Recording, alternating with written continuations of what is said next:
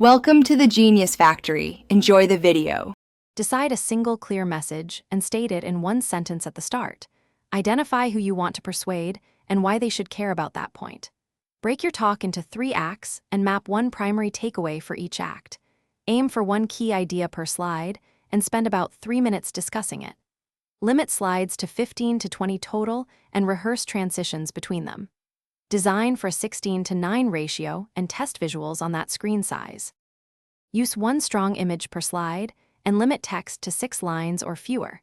Keep sentences short on slides and avoid long paragraphs that lose attention fast.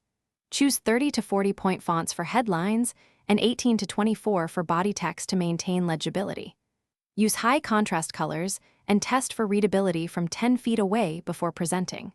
Prefer simple charts with labeled axes and clear legends to explain numbers. Replace bullets with short phrases and reinforce points verbally for comprehension.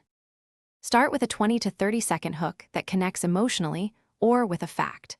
Practice aloud 10 times and time yourself to stay within your allotted slot before the event.